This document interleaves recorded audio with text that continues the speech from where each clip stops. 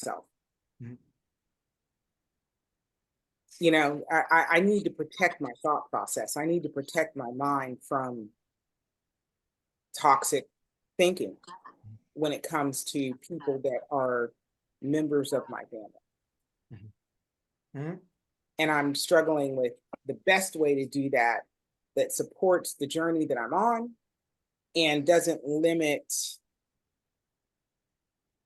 other people's access to me and to who's toxic to me. Mhm. Mhm. Okay. Well, Whoa. like I said, today is well. We'll go into that today. Okay. Today can be question and answer day, like we talked about. So we're gonna get into a little bit of everything today, I'm sure. Excellent. So welcome everyone. Welcome to another Mindset Saturday where we're all coming together to reason, and we are remembering who we are, right, and thinking properly so we can live well, right? So welcome to another Saturday. Today is going to be question and answer Saturday. We cover a lot of information week to week, kind of month to month.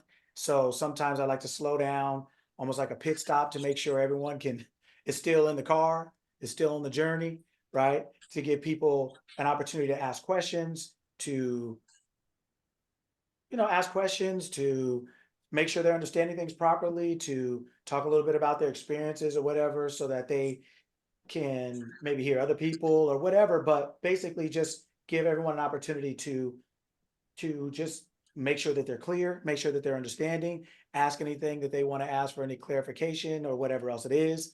This is not intended as a break, so if we don't have any questions or anything like that, I have plenty of information for us to go over. As always, this is really an opportunity for you to ask anything that you want to ask, as far as to get any help or support or understanding or clarification, for you to use this information that you're getting every week for its highest and best good and your highest and best good, essentially. So that's what this day is for. So we will be talking about a little bit of everything, I'm sure. So any questions that you have or that you can think of or that you've had, today is the day. So I'm going to start off. We're going to do a couple warm-ups, and then so this gives you a little bit of time too to write down or think about any questions you think you want to ask, and we'll get to as many as we can today.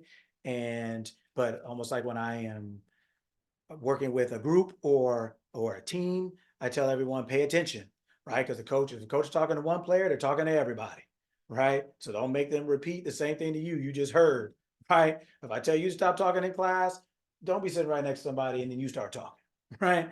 Right. The information is for everyone, and one person's experience can really help you. One, because you learn, and two, you didn't have to learn on your experience, right? So that's what Confucius said, right? Physical learning is the most painful, right? So important. All right, here we go.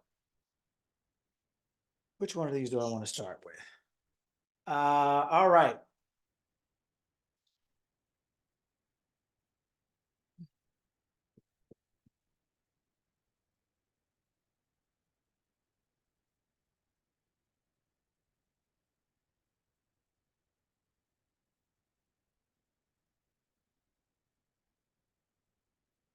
Everybody know what that is? TGI Fridays. A great restaurant. Nah, thank God it's Friday. Right. Well, it's the same. It is. We're talking about the restaurant in this case, right? TGI Fridays. Who knows it? Who knows how that all came in? Where that was, how that started? Who knows anything about that? Did they have anything to do with the work week? Like, thank goodness it's Friday. We'll get to go ham this weekend. Man, that is really good and wrong. But it's really good. It sounded really nice. I liked how you. I liked It made sense. It made all the sense in my It was head. spectacularly terrible, but no, that was awesome. Nope. Who else? What else? Who else we got? Who else has a guess?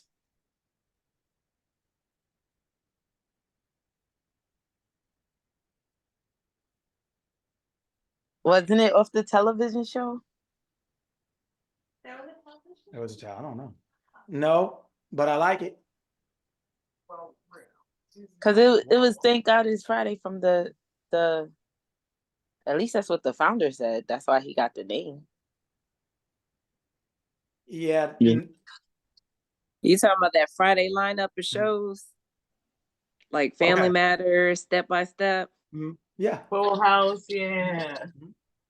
All right. So what's interesting about TGI Fridays is TGI Fridays was the first nationwide bar that took off where men and women would actually come to meet each other. And this opened in the mid 60s in New York. And historically before that, women didn't go to bars by themselves. They either didn't go or they went with the men that they were going with. They didn't just show up to a bar, right? Just like men would show up. Bars were historically male. I mean, they were male. They were just male, not even male dominated. They were just male, period. It wasn't like more of them than women. It was women didn't go at all or they didn't go by themselves. So they came with someone all the time. And it was always with a man. It was never with women, right? So TGA Fridays, the guy who opened it up, to your point, the guy who opened it up so it could be a place where women could also come on their own and meet people, whether meet men and men could meet women. It historically, the bar didn't work like that before that. And when they first opened it up, it took off immediately. And they had a line, within about 2 weeks, they had a line that was almost 3 blocks long. And the police had to rope off blocks at a time. They actually had police security and everything because it was so packed and everyone was trying to get in there because it was the first bar of its kind where women could come freely to meet whoever they want or just get a drink and leave, but literally where women could come and go like men had historically. That's what TJ Fridays was created for, right? Yo, coach, I'm not gonna lie, when I was working there, they was like, yo, the owner wanted to meet women. So Yeah. he just went, he had women coming so he can know who was single, who wasn't. And it always was a Friday night because he used to sell perfume. So that right there, that's what I kept. I'm like, whoa, I'm blown Yeah. away. Yeah, so that's what it was for. And then one of the first things that really made them famous besides that was their actual bar and their bartenders. So their bartenders went through a 6-month mixology course. I don't know if they still do now, but historically they did. And they were, I don't want to say world famous, but they were country famous, America famous, right? As they grew and grew, they were America famous for their bartenders. They were known for that, for their bartenders, like flamboyance and throwing bottles up in the air and catching them and spinning them. That was part of their thing, right? Fridays. That's one of the things that really helped them take off as well. And where they located the bar, how they started putting it in the middle of a room so that people could go around it instead of just in a corner against a wall like they were historically. So TJ Fridays was a pioneer in several different ways as far as how they operated their business, who they operated their business for, and it really blew them up fast. So that was really interesting about TGI Fridays. Tom Cruise in that movie Cocktail was actually, they didn't say it directly, but when he was doing that, it was basically their ode to Fridays. His whole thing was in reference to a Friday bartender. That was kind of what they created him after that particular type character, so to speak, right? So, all right. Next one. This one's going to be a little different. All right.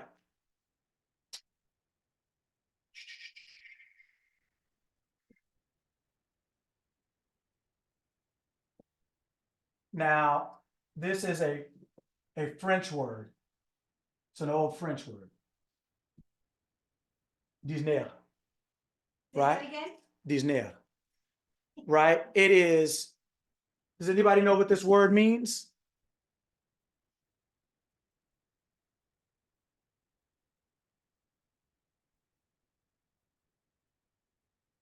Has anybody ever seen this word or know what this word means?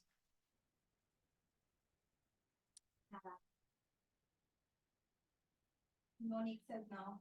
No. I don't. I just like the way you pronounce it. Say it again. No. All right. All right. So this is what you would use an American word, dinner.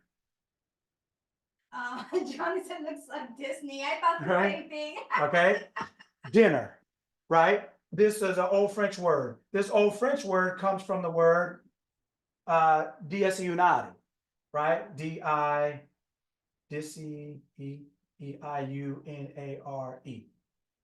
Disunare, right? And this word basically, right, this means dinner. Now, Della said he thought it was the Steiner. all right. Now watch this. Breakfast.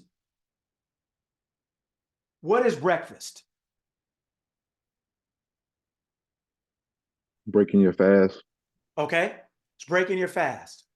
So what are you breaking your fast from? from the last time you ate the previous day. From the last time you ate. Okay. So then what isn't breakfast? Meaning then what is breakfast not? Mm, Lunch? breakfast is Okay. not dinner. Okay, it's not lunch. Okay. It's not Not, dinner. It's not not a dinner. continuation. Okay. Is it okay? So then when do you eat breakfast? After a All long day. period of not eating, which is after your rest. After your rest. So then what is breakfast not? It's not a continuation meal. It's not a meal. Breakfast is not a meal. Breakfast is more of a thing. It's more something you do. It's not something you eat. You are actually breaking your fast. No matter when you do it, you're breaking your fast. It's not, I'm eating breakfast. You can't eat breakfast. There is no breakfast. You're literally breaking your fast. Now, here's how we got to dinner. When is dinner? When do we eat dinner?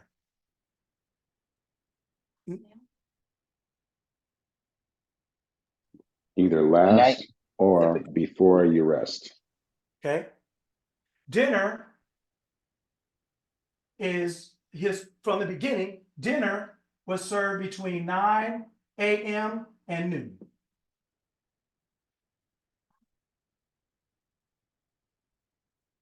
Dinner was served between 9 a.m. and noon.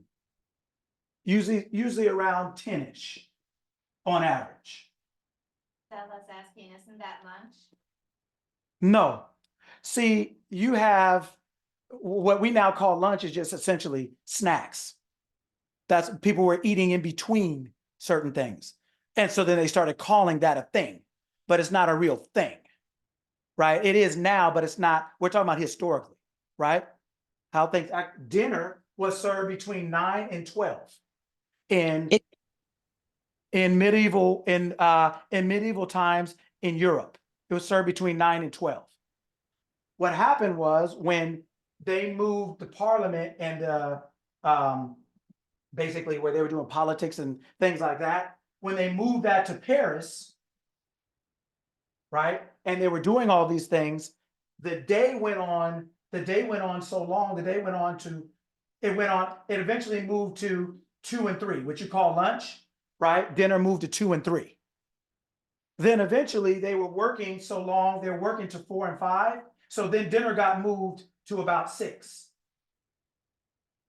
o'clock, right? Dinner means big meal of the day, right? Fasting means, and when you're eating in this context, fasting means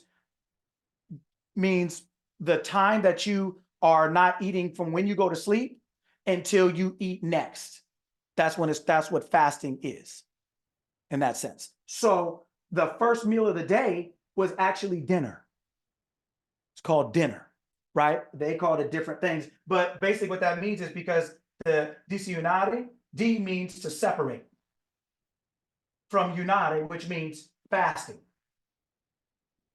So unare means fasting. So so you're separating yourself from your fast now. That's what dinner means, to separate from your fast. You're no longer fasting. That original meal was between 9 and 12. Then as they moved it around, right, the meal started getting pushed back as people started doing more things. That meal started getting pushed back. And then now it was at, wherever people eat the last meal of the day. But dinner actually originally means first meal of the day. It's the first time you eat. It's the first thing you eat after you break your fast. Breakfast is not a meal. It's just a thing. It's actually a thing. It's something you're doing. It's not something you're eating.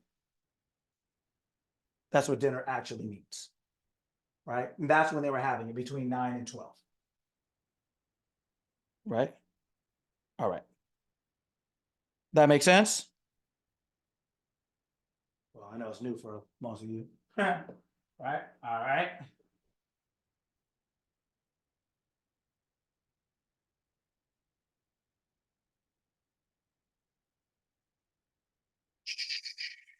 All right. When people when people drink alcohol, right? And they have a thing called proof. 80 proof, 90 proof, 100 proof, whatever else it is. What is this proof? What does that word mean when they say proof? What is that? At the level of alcohol percentage? Okay, that's what they say. Okay. Anyone else? The strength of it hasn't been diluted or diminished in any Okay. way. Okay. I was gonna say that's how bad your hangover gonna be. Right. So then the proof, when I think that was Karen that said basically the integrity of the alcohol, essentially. So then what is the proof? A level of measurement. Okay. How do you achieve a level? How do you become aware of what the level is? By comparing it to something else. So this Okay. proof is comparing it to some standard that they have set. There you go. So then how did they find the proof? How do they find the proof? Maybe based on what the alcohol could dissolve, or some type of level where the alcohol could be based against something else, I'm assuming. Okay. The measurement. Okay. So a measurement, yes, but how would they establish the proof? If something is 80 proof, how do they figure out if that's true or not? It's either a certain level of comparison to pure alcohol or an alcohol based against another substance. Okay. So essentially, sailors, but primarily pirates, right, in the 16th and 17th century, wanted to know if their rum was being diluted or not. They wanted to make sure that they were getting actually what they were being told they were getting. They wanted to know if their rum was being diluted. So what they would do is they would pour out some gunpowder. They'd pour out some gunpowder, and then they would pour the rum on the gunpowder and light it. If the rum just had a slow burn, then that means it was what they said it was. If it burned quick, almost like a flame, like it was just burned out really quick, it was higher than that. If it did not burn at all, it was lower than that. That is how they got their measurement. That is how they figured out whether it was more this accurate or less, was based on the burn of the gunpowder. Right? That's where the proof actually, that's what it actually means. It was testing the integrity of whatever number they were given or whatever they believed it was.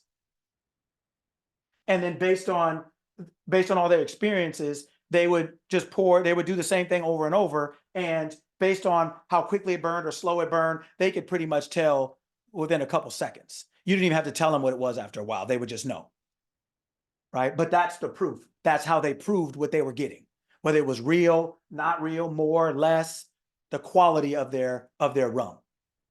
That's what proof actually is referring to. And that is how they established that proof. All right. I think I have maybe one more I'll give you guys.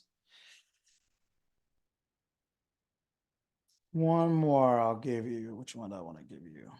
All right.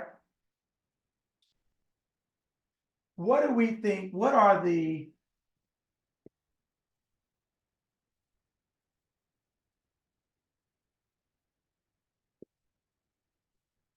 top three? What are the top 3 countries visited in the world? What are the top 3 countries visited in the world? I know the US is one of them. So we got to get them in order. So US is one of them. USA is one of them. Australia. Somewhere in Europe. Africa. Europe. Somewhere in Europe. Yeah.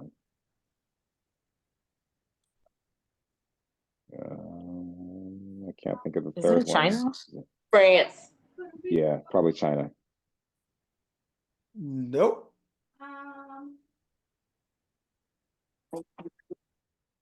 Nope. The UK. Nope. These are the top 3 countries. Oh, visited. Visited. By foreigners?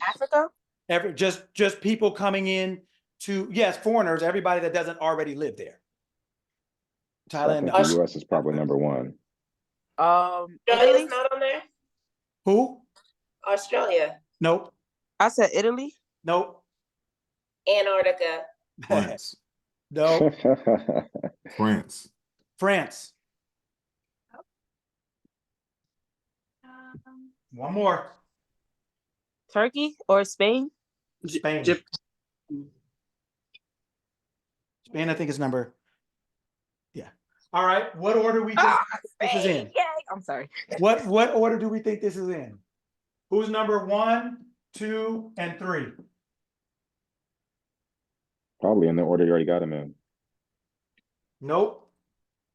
Spain is first. France is flip first because everybody France want to see second. the Eiffel Tower. Yeah, Tower. City of France? Paris. Okay, so somebody has to give me a 1, 2, 3. Oh, France, Spain, and then United States. That's correct.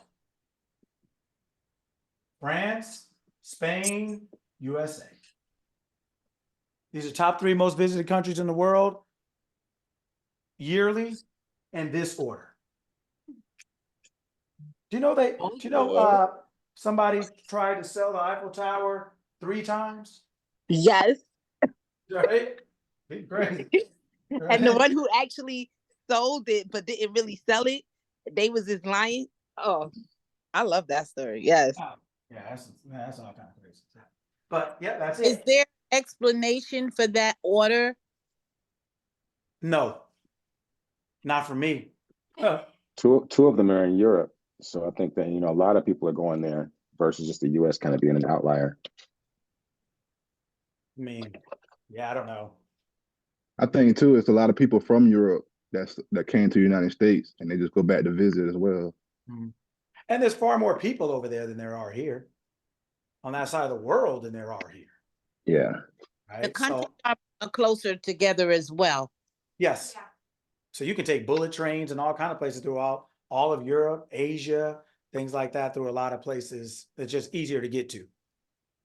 Right. America's kind of like a West Coast state. It's just so far away from everything else that it takes longer to get to everything else from there. You trying to say we the hood? Dang. No, because it's much closer together than we are on the West Coast. It takes us a while to get to Oregon or to, somewhere else, another state, because the states are just bigger over here on this side, as far as distance between the two, or a lot of other places. All right, so these are just some warm-ups. Today is going to be question and answer, like I said, because we cover a lot of questions, a lot of information, week to week. So it's important sometimes to just take a little pit stop and make sure everybody's still here. So today is designed for anybody to ask whatever questions you want to ask about the information we've covered over the last couple of weeks or months, or about your own experiences and just your understanding of them, your application, your outcomes, just to give you some help, some support, some clarification if you need it, or just whatever. You want to talk something out, talk something through. We'll try to get to as many of them as we can. So I know I talk a lot, so I can't tell you to keep it short, but you know, we want to try to get to as many people as we can. I talk as much as I have to because if I answer one person's question, I'm trying to make sure I answer it clear enough so that everyone can take something from it, whether it's your particular situation as well, or whether it's just something you can kind of keep in the back of your mind or the side of your mind as some information just in the future or something else. But that's what it's for. If we don't have any, we can definitely move on. It's not a break for me. I have plenty of information we can go over, but I do want to make sure that we make time for people to ask questions, to raise their hands, so to speak, ask questions and things like that. So if anybody has anything they want to start with, we'll do it. If we don't have anything, like I said, we can definitely move on, and we got a lot to talk about always, or I have a lot to say always, but I want to make some time today for question and answer. So if anybody has anything they want to start with, we can get going.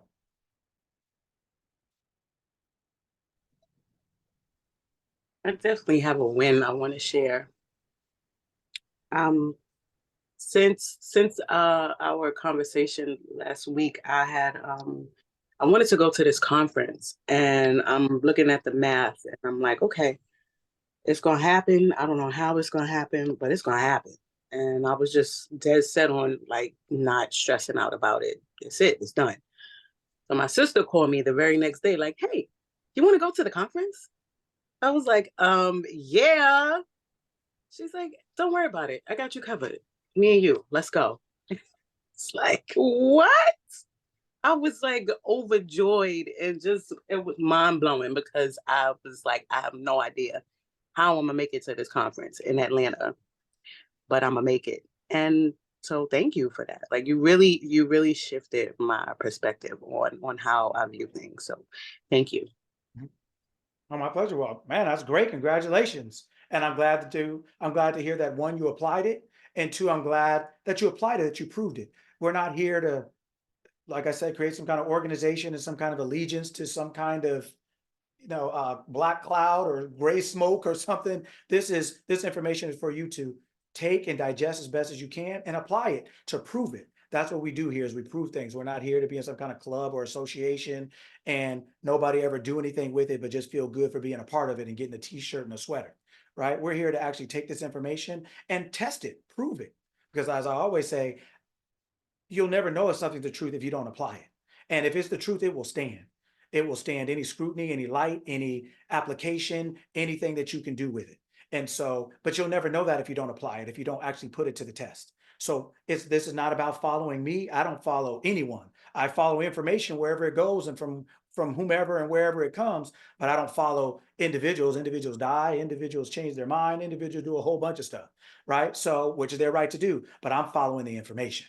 Right. So you're not up here to follow me. That's not what we're doing, but we're following information. And you'll never know if that information is true if you don't apply it.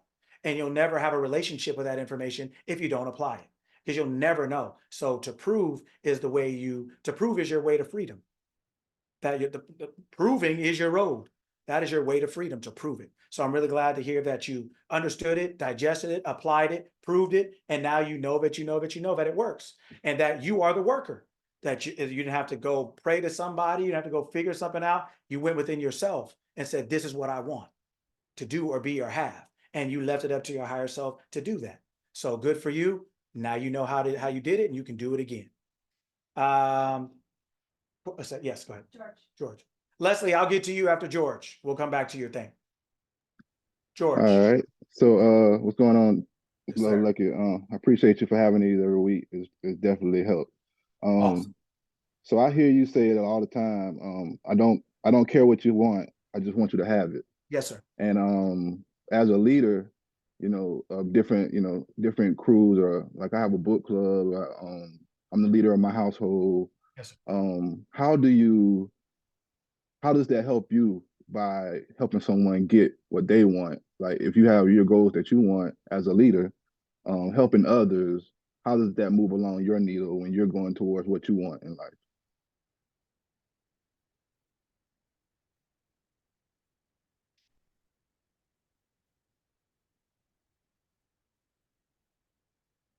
I think it matters if that's really who you are and really what you want. Some people want to lead because of fame. Some people want to lead because it looks good, sounds good, feels good. But when you actually have to be that person, it's not necessarily what you want. So you actually aren't leading, you're just suffering from the front, right? So if that's really who you are, then you benefit because you benefit from being who you are, right? You benefit because this gives the thrill of them making it is you making it. You feel like when they made it, you made it. You'd be like, that's my boy, or that's my girl, or that's my friend, that's my son, that's my daughter. They made it. You feel the thrill of them making it. And for your own self, it feels like you made it because that's really who you are. A lot of people are guilted into helping. They're guilted into so-called being in the front. I'm not even gonna say leading. They're just guilted into being, it looks good, it sounds good. Help others before you help yourself. Don't just think about yourself. All these other things that people are kind of guilted, ashamed, and to me, incorrectly told to, they're just essentially sacrificing themselves for everybody and everything. And so then that's why people become weary in well-doing. That's why people aren't able to maintain an example because it's not authentically them. Whether they want to be that, or whether they want to do that, or they know how to do it, but they want to be a good person, or they want to participate, or they want to feel valuable or valued. So they put themselves in a place that everyone says you should go or be to have that. And that light is too bright, or that light is too intense, or that light is too constant. And that's because it's not really who they are. So if that is really who you are, it's like a boomerang. What you give back comes back, in the sense of like that joy that you have to give them the information. The joy I have giving you guys this information fills me with joy. I mean, Veronica will tell you I'm up at 3. I was up this morning. I'm up usually around 3:30, but I'm always up on Saturday because I'm excited. I'm pacing like a caged lion walking through here, right? Because I am so excited and so thrilled to give you this information and the truth as best as I can, as best I know it, right? And so when I hear, when I hear people say, hey, I applied it and I did this, or hey, I applied it and I did that, that is like you tithing to me. That's like you giving me something, because I can take that and say, it does work, not only from my experience, but from yours. I can take, so it's almost like I'm getting a jump for my own battery from your life, right? Seeing you succeed, seeing you thrive, seeing you, hit that next level. And so it inspires me to say, well, what else do I know? What else can I do to help them? Because it's helping me. So I'm inspired to go look, I'm motivated to see what else I can find. And then I can give you that. And then, so now I have more because I'm inspired and I have more to give you. And when you do it and it comes back, so it's just kind of like a loop, but it's because I really want to do what I'm doing. And so to answer your question the best I can, when that's really who you are, that's what you're going to get back from it. It's just going to feed you. It's going to charge you. It's going to fuel you because you see people winning with it. And you're like, wow. And you see people's lives being changed and their minds being changed and their outcomes being changed. And you're like, well, what else can I do to help that? And helping them is helping me because I'm learning the information I'm giving you. So it's inherent in the loop, for lack of better words, if you're really locked in like that. If you're standing on the outside trying to be the leader from the outside, it's not really a life you live in. It's not really something you're that interested in, but it looks good. So when people show up, you're like in the front, but you're never really in the mix. It just doesn't, it doesn't hold, right? It just doesn't hold. So that is how I'm always rejuvenated and reinvigorated by other people that I help win, so to speak. Them winning is me winning, because then it just further proves that what I'm saying is true. Not me, I'm just saying what the truth is, right? It just further proves for my own self, like, okay, I got another proof. I got a proof from this person, this person, this person. So that's 3 before my own, so to speak, instead of just my own. And so the more that comes, the more feedback I get. It's like, oh, okay, right? The more feedback I get, it's like, oh, okay. So that's what I would say to you. That was pretty much, I kind of like knew you were gonna go that way. That's why I asked the question. It was kind of like confirmation, because that's how I feel. I have an abundance mindset. So it's Yes, like sir. if ever a rising tide raises all ship type of mindset.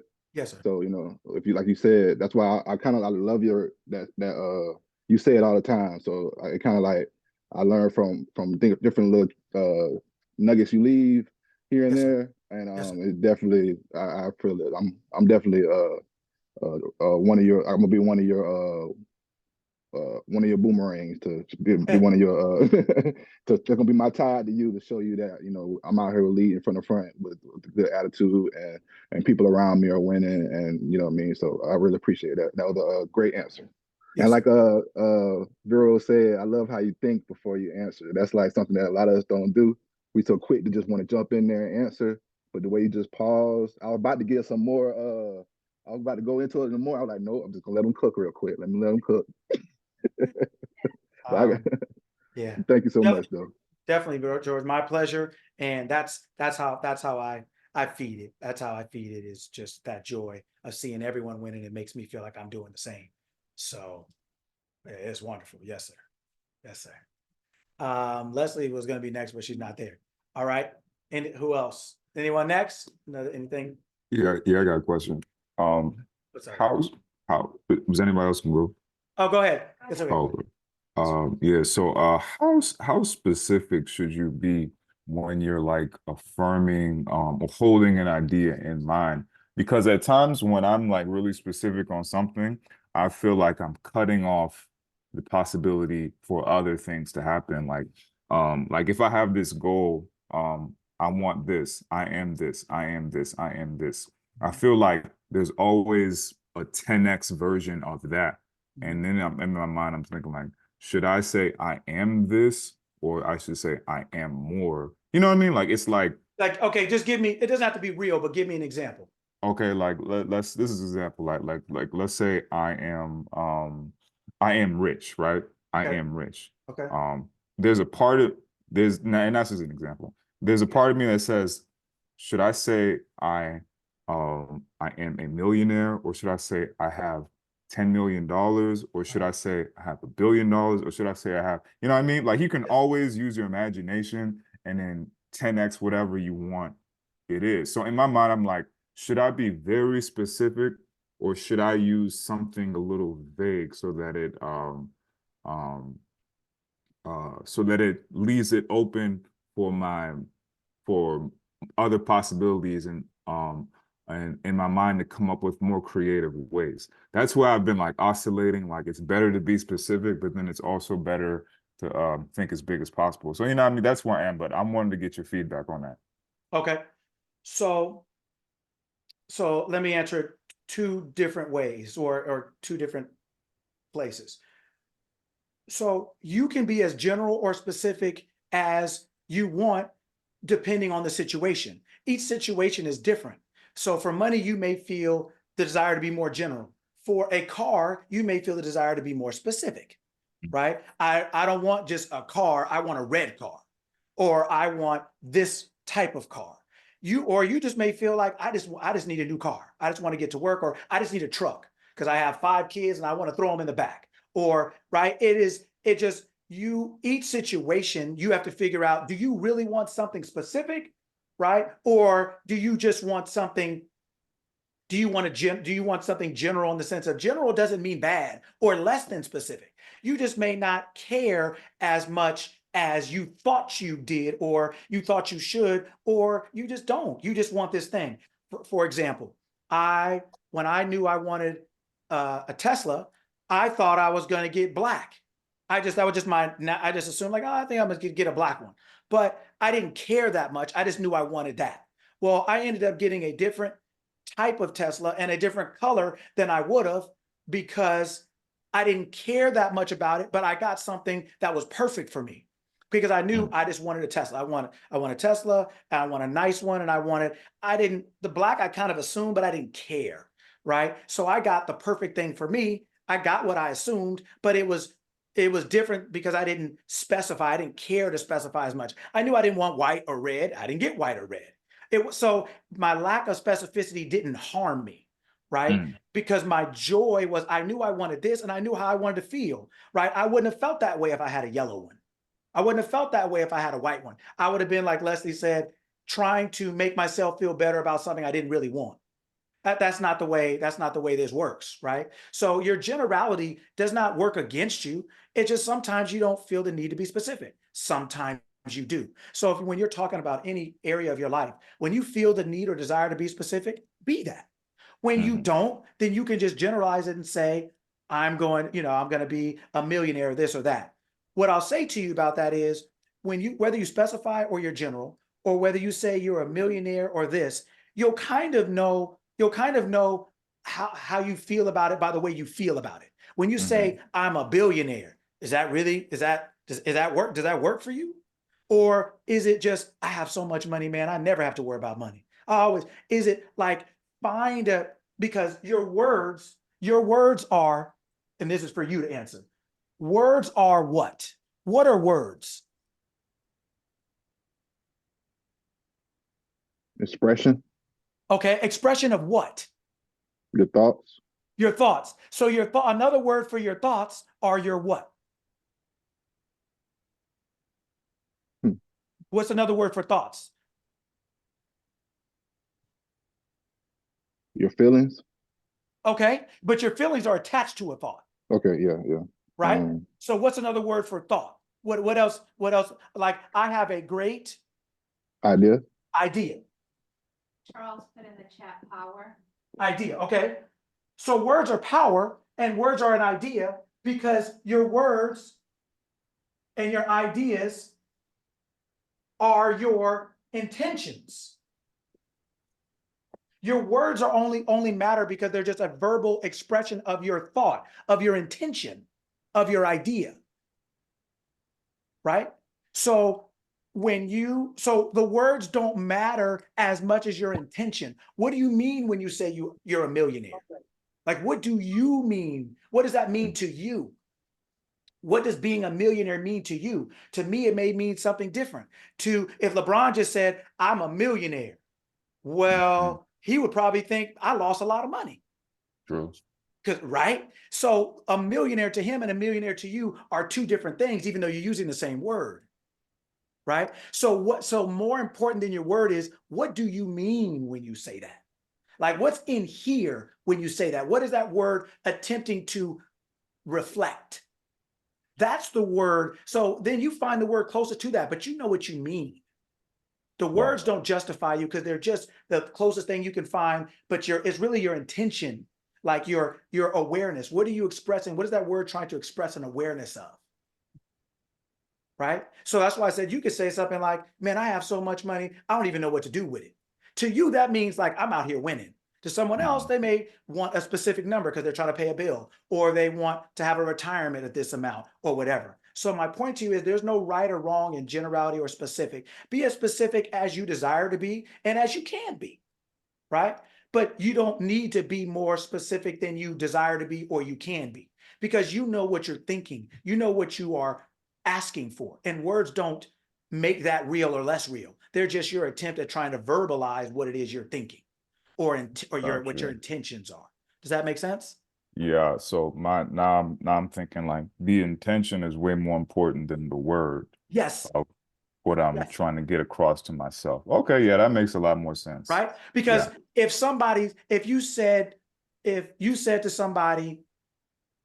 somebody walking down the street and you knew them and they didn't know you. I mean, they didn't know you saw them and you just saw them walking down the street. And then you called them and you said, am I at the gym? You said, hey, are you at the gym? And they're like, yeah. And you're looking at them and they're walking down the street. They could tell you what you want to hear. You could say what you think sounds good.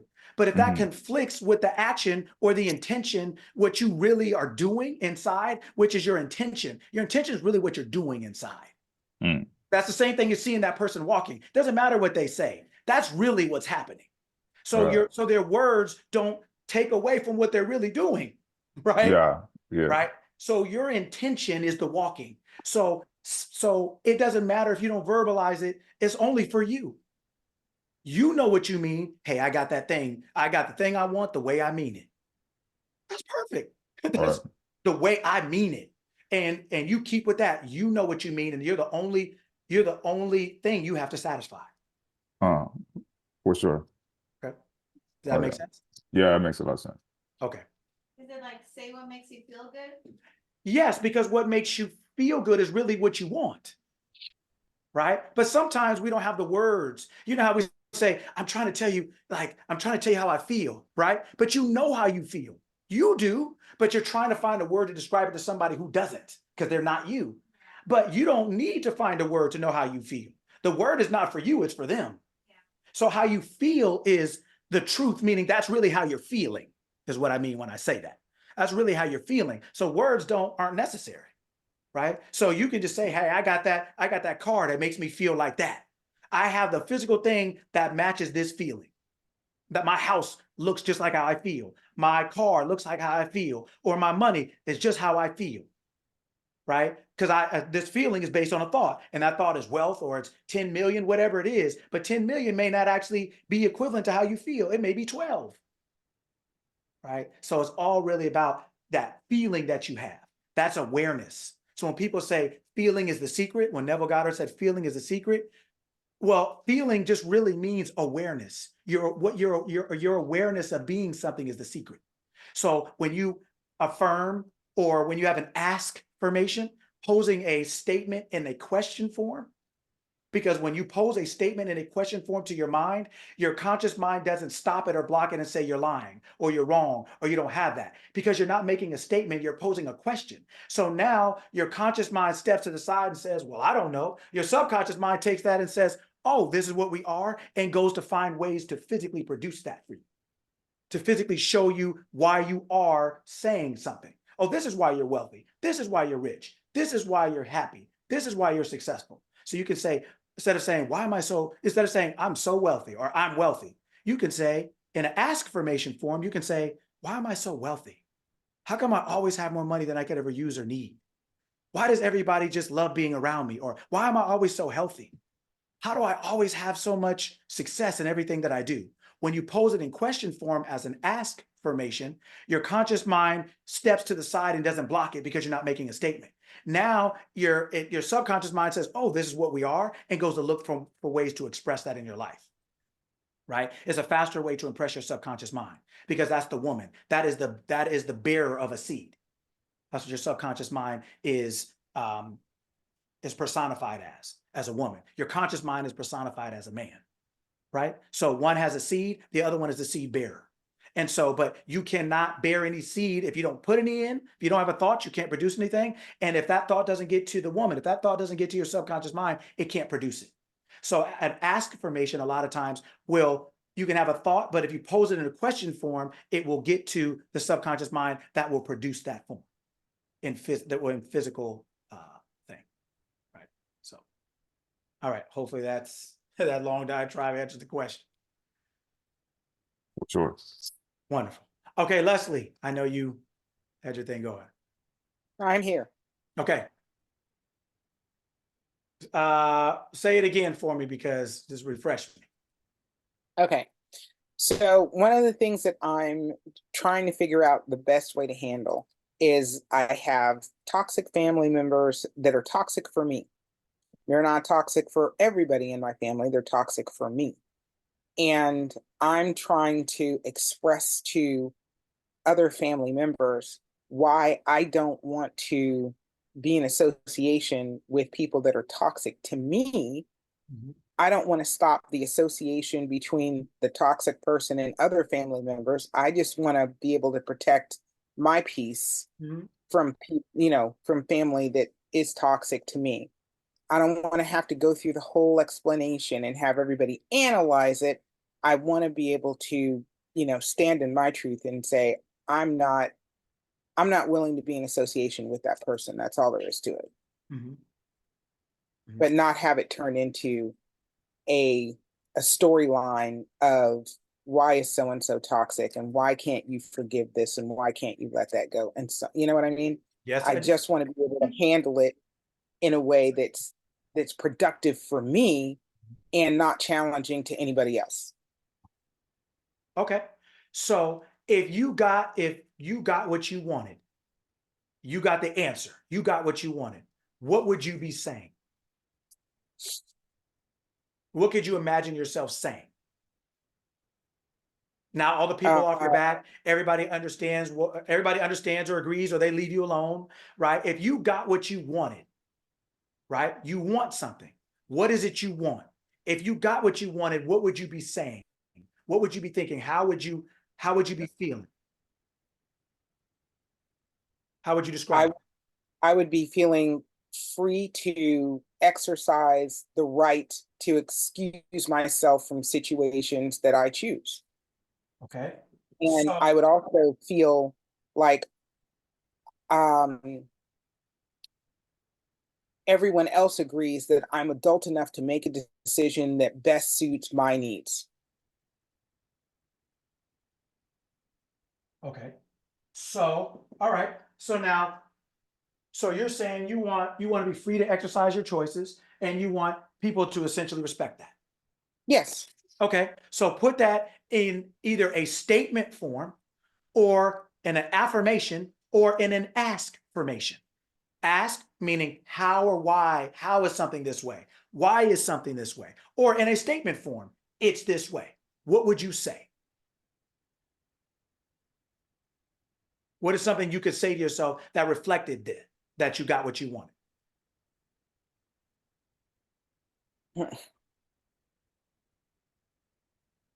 How is it that I have family relationships that allow me to exercise what's best for me and still enjoy our relationships? Okay. So something to the effect of, why am I so free to exercise my choices? How come everyone respects my choices and my decisions? Why does everyone respect what I feel is good for me? How come I always am so respected and well received, and my decisions are so respected and well received, right? Why am I so happy with the relationships in my life? Why am I always respected and and only dealing with people that respect me? Right? You put it either in a statement form or a question as it's already so. Okay. Right? How am I so free? Yes. Why am I so free to exercise my choices? Why does everyone respect my decisions? How come everyone respects the decisions I make for myself and is so supportive? Why is everyone so supportive of the decisions that I make for myself? Right? And you say that over and over and over because you're when you pose it in a question form, like I said, you kind of get to skip the conscious mind and go straight to the subconscious. But also when you repeat it, now you are conditioning your mind to you're now to see something differently.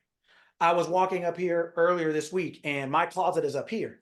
And so I walked up and maybe the night before I had some shoes on that I didn't feel like walking all the way up to the top to put back. So each level of the place I was going up, I put my shoes right there. So I got up a flight, put them up there. Got up another flight, put them up there. So that's kind of like the bedroom level. So I left them up there until the next morning. I was going to take them with me.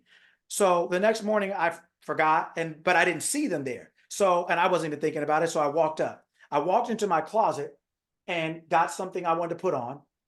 And I turned around and walked back out. I got a step outside the closet, and as soon as I opened the door out of the closet, I saw my shoes right there. So I just said, "Oh wow!" So I picked them up and I put them in the box. So after I got the first one in, and I was putting the second one in, I thought to myself, "I don't remember bringing these shoes up here, right?" So then I put them in the box and I put them back on the shelf, and I opened the door of the closet and I said, "Hey, did you put these shoes here?" And she was like, "Yeah." I didn't even see them on the way in. I didn't see them at all. I didn't step over them, step around them. I literally did not see them walking in. When I turned around, it was the first thing I saw. My point in that is that from different perspectives, there's things you'll miss. And from the other perspective, it's all you'll see. So it's not that your salvation or the shoes don't exist. They don't exist from the state or the place of mind you're in. Coming into the closet, I didn't see them. Coming out of the closet, it was the only thing I saw. The first thing I saw. It was like it was sitting right there. And it blew my mind to the point that I was thinking, wait a minute, where did these come from? Right? But the shoes were there the whole time. My point is your salvation, the shoes, your outcome is there the whole time. From where you are, you can't see it. So when you now change what you're thinking, and then you can have a statement that reflects that change of thought. I now am this person, so I say these words, or I have these thoughts, or these are now my intentions, right? Now it's like you going into the closet. Now from here, it's all you see, right? So the shoes existed. What you want exists. You just can't see it from where you are. So the whole thing of what people call manifesting is not, I didn't make the shoes. The shoes were there. Everything already exists. right? But from the place I'm standing mentally, I can't see it, right? But when I move from out of the closet in the closet, now that I'm looking back from this state and looking back, I see, that's all I see. So when you move in mind by saying, I am now the person who has this thing, it's all you'll see. You won't see the old thing anymore. You won't see what you didn't see because you're not looking from the same vantage point. So it's to move in mind and to realize I'm the only person that put the shoes away. I'm the only person that didn't know the shoes were there. It was all about me the whole time. My ability to change what I saw was my ability to change my location where I was. And you do that in mind by saying, what would I be saying if I had what I wanted? What do I want? Okay, this is what I want. If I got it, ooh, would I feel relief? What would I be saying to myself? When you say, okay, now I'm free to exercise my choices. Everyone respects my choices and loves the decisions I make. Everyone's telling me how much of a good, always telling me how much of a good decision maker I am. They always ask me, how do you make such good decisions? What you're doing now is you're moving from out of the closet in the closet. You're now changing where you're seeing things from. And then you'll see things from there that you couldn't see from there. Does that make sense to you? 1,000%. Okay. 1,000%. You couldn't have said it any better. And you even answered my next question, because I was going to ask you, do you have a practice for how you melt these things down into such simple statements? Because you took my long-winded scenario and melted it down to a simple sentence. But you said, when you said, what do you want? Mhm. That's the thing that I think I keep putting on the back burner. Mhm. I keep thinking from the thought process of what I don't want, Mhm. instead of this is what I want, and I'm going to practice saying that thing, manifesting that thing, meditating on that thing, versus the 60,000 different ways I need to change everybody in the world, because that's not what I want. Right. Right. Right. Because the shoes were already there. Creation's finished. It's already done. Yeah. Done for you. The shoes were there for me. I just didn't see them in the state of mind I was in. I don't know if I stepped over them, stepped around them. I don't know how I didn't see them, because when I opened the closet, it was all I saw. It was all I saw. So I'm thinking, how did I not see Right. these? Or how do I not at least know that I stepped over them or I stepped around? I don't even know how I didn't run into them. Right. 100%. So your desire is just the state you start from. Right. It's not the state that you stay in. Most of us Right. the desire is there. Okay. I was explaining this to my mom I was explaining to my mom this weekend when we were talking about something. Okay. So everybody, this is for everybody. Your desire is the state you start from. It's not the state you stay in. So this is for everybody. If you have a child and your child is sick, who do they call? But who do they call? Their You. parents. Yeah, mom and dad. Me, They call you, right? Okay. If you have a bill that comes in your name, if a bill comes, whose name is it in? Your name. Your name. It's you again. mine. Okay. If you have a, if you have a, if you have a, if you have, if let's just say, if you, I'll keep it at these two right now. Okay. Here's what I want you to understand. Whether it's a child or whether it's a bill or even a problem, if you have a problem, okay. Why are all these things coming to you?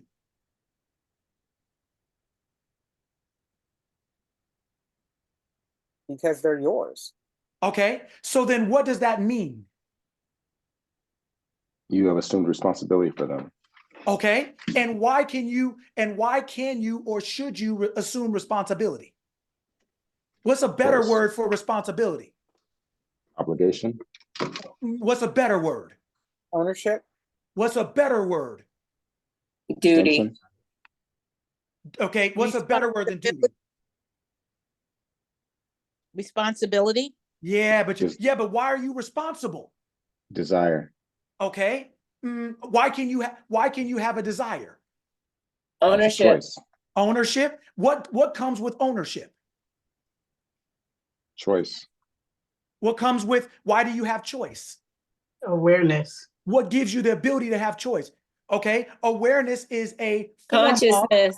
okay, consciousness is a form of Thought. Thought is, An thought when idea. executed reflects your Intention. Intention. authority. Authority. Authority. You think the school is calling, the school is not calling you because you did something to your child. They're just calling you because you're the authority. When you want somebody, when somebody's causing problems in society, who do they call? The authorities. Everything is coming to you because you're the authority. It's not because you're bad. The bill is coming because you're the authority. It's coming to you because you have the power to fix it. They're calling you when your child is sick because you have the power to fix it. The problem is coming to you not because you're necessarily a problem, but because you have the authority to fix it. See, the problem, the school, and the, you know, and the bill and everything else, they all know who you are, but you don't. They're all coming to you because you're the authority. They all know who you are, but you don't. So you're missing the fact that the problem is not coming to you because it's bad. The school's not coming to you because your child is bad. The bill is not coming to you because you're bad. Those are all coming to you because you are the authority. And the only reason we think they're bad is because we don't realize who we are, but the bill does, the school does, the problem does. It's coming to you to solve it because you are the authority. If you realize that you are the authority and therefore have the authority, then you wouldn't be offended when a problem comes. You wouldn't be worried when the school calls you. You wouldn't be confused when they called you. Now, because you have the ability to either pick your child up and take them home and make them feel better, or you have the ability to do something else if they're calling you because they're in trouble. But whether they're sick or they're in trouble, whether it's a bill you can pay or a bill you can't, it doesn't matter whether it's a problem you know how to fix or you don't at the moment. They're all coming to you because you are the authority. See, the world never forgets who you are. You do. Right? When in that book, when Jesus was in the boat and the winds and the waves came and everybody in the boat said, we're going to die, Jesus stood up and said, peace, be still. It talked to what we call the 3D world, the physical world, and said, peace, be still. Peace, be still.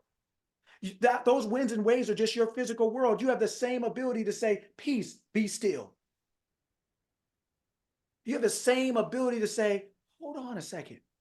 But the people in the boat were right there. He was asleep. The people in the boat said, we're going to drown. They are literally thinking they're going to die, and this cat is over here snoring. How can both of those happen in the same place? Because because no matter how close you are to somebody doesn't mean that you have the same level of mind.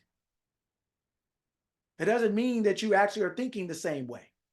This person can say, I'm asleep. Why? Because I know what it say. No man takes my life from me. No weapon formed against me shall prosper. No harm shall come nigh my dwelling. That mind knows nothing I made can kill me. But when you don't know who you are, you think everything's eligible to kill you. You think everything can get you. Swine flu, COVID, a cold, pneumonia, the economy, the weather, crime. You think everything. See, when you don't know your God, you make everything else God. You make the economy God. I'd like to start a business, but it's not a good time. I sure wish I could feel better, but you know, diabetes runs in the family. You make everything a God when you forget that you are. When you know who you are, then everything else is subordinate to you. The winds and the waves, like, man, stop it. You're scaring these nice people. You're not afraid of things because of who you are. When you forget who you are, you're afraid of everything. You are the authority. That's why everything is coming to you in your life. It's coming to you to solve it. It needs you to solve it. Right? And so you may not solve it like with your own hand. You may solve it with a fork to eat. You may solve it with a pen to write. You may solve it with your friend who can give you a ride to work that day. You're going to use all the things outside of yourself to solve your problem, so to speak. If you know who you are, then you realize everything outside of you is nothing but a resource. It's just a resource reflecting your desired situation. And the problem is we make gods out of everything that we can't serve and can't help us. So we make a God out of the economy. Oh, my business is not going to work. We make a God out of medicine. Well, if I don't have this, I'm gonna die. We make a God out of this, a God out of that. We make everything a greater authority in our life than ourselves. And that's why we fear drowning. That's why we're in constant panic. Because we have elevated all these things that are supposed to be subordinate to us. We have elevated them to places that they can't help us. So if we all sat around and waited for our kids to cook and to clean and to buy us some gas and buy us something to eat and pay taxes, you know how long we'd be waiting? Do you know how that would work out? It wouldn't, right? Because the things that you're supposed to be taking care of and that you have authority over, you've now given authority over you. And it'll never work out. Never, right? So always make sure that you don't ever make a God out of something you can't pray to. You can't pray to the economy. You can't pray to medicine. You can't pray to the news. You can't pray to social media. You can't pray to your degree. You can't pray to what university you went to. You can't pray to your neighborhood. If you can't pray to it, don't make a God out of it. Don't elevate anything over your consciousness. Your consciousness is God. Your consciousness is the highest level of authority in your world. And with that authority, with your consciousness, you can choose anything you want. With that level of authority and your consciousness, you can subordinate everything to you. Tell the winds and the waves, peace, be still. You tell the economy, peace, be still. Not the world's economy, your economy. The world has an economy, but everybody doesn't have the same money. So that means everybody's economy is individualized. So then what is your economy based on? It's based on your consciousness of your economy, meaning what is my relationship with money? What is my relationship with success, with material things? What is it? That is your personal economy. That is being governed by your consciousness, by what you believe it is. That's your relationship.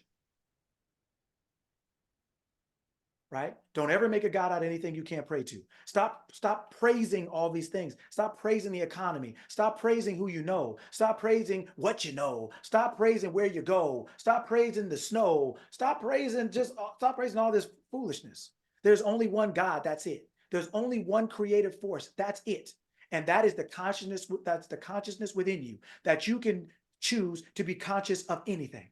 Of being the greatest baseball player ever, of being the most successful businesswoman and businessman ever, business person ever, of being the greatest father or mother ever. Your consciousness is like a transformer. You can, once you decide and tell it what you are by saying, I am this, or feeling yourself to be that, it transforms itself and therefore shows you the world that looks like that to you. There's only one God. It is the consciousness in you. That's it. It is, everything is being created, sustained, and maintained by that. So you get to choose and pick what it is you're creating, sustaining, and maintaining. Is it chaos? Is it worry? Is it stress? Is it fear? Is it anxiety? Is it what everyone tells you? Don't worry, everybody's afraid of something. Is it, oh, well, you're only freshman, you can wait. Wait for what? I want mine now. I want mine now. I am the best now. Not later, not tomorrow, not next week. I'm the best now. I'm a great father now, a great wife now. I'm a great whatever I want to be now. And I will hold that until it becomes physically expressed in my world. But consciousness is always seeking to express itself.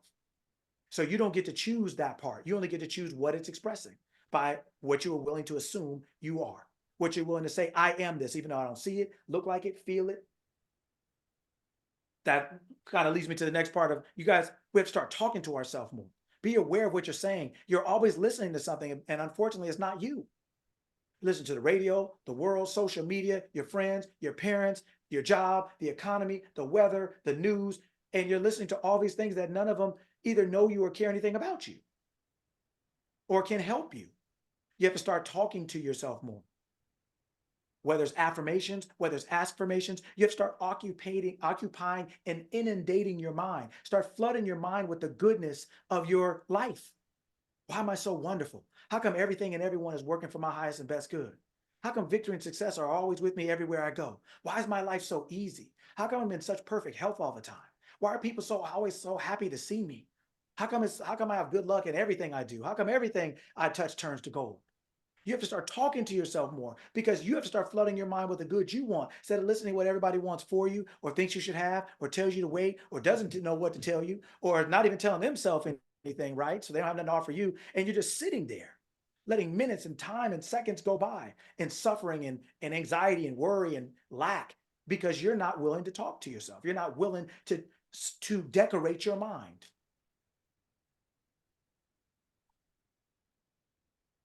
So make sure you spend time with that. All right. Charles has his hand up. Yes. Was there a question? Did you still have a question? Yes. First of all, great segue. As far as authority, because I had to call a couple of authority yesterday. I work in a school, so I had some parents in regard to authority because of their students. Yes. But in any event, also I want to acknowledge Mr. Grundy. He invited me. He sent me the Zoom link, so I'm very thankful for him. Oh, cool.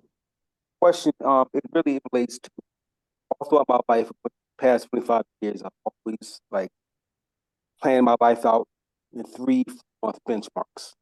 Okay. And one of my problems is, I think it's my own self-fulfilling prophecy of my problem, is that when I don't hit those benchmarks due to life circumstances, things happening, it creates this sense of doubt. Okay. Like 3 months, I wanted to attain this amount of money, I want to get this particular house or car and stuff like that. And as life, went on, I've achieved certain things, but there's still certain benchmarks I can hit in my life that I think I should have hit by now. And what happens is I enter this. It's kind of like a restaurant owner. You get hundreds of wonderful reviews, and it's that one negative review that you can't get past. It gets in your head, and I'm kind of like that sometimes. What happens is, I guess it's the mindset or lack mindset process, and I can't get past those few negative things, and it just creates like a cycle of self-doubt, the lack mindset, and that's it. I don't know, maybe it's a sense, you mentioned earlier the example, maybe it is that the idolatry, the sense of the consciousness of elevating other things instead of focusing on myself. But that's, touched on a little bit, and I just couldn't help but just kind of express that. Mhm. And I think it's just something I just, again, I think I can answer, I change mindset, just hit, no matter what time frame of life is going to happen. But I've always had that, like 3 months, I should be doing this. Next 3 months of life, maybe I should do this. And maybe that's just the way it goes. Okay. So I think I pretty much, it was kind of choppy, but I think I understood enough of what you're saying. So and I know it wasn't so much in a question form, but my responses to you would be several.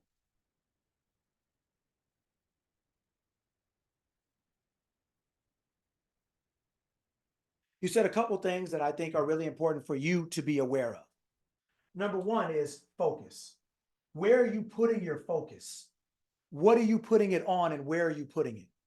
You talked a lot about people, that one negative comment or that one negative remark or review or whatever else it is.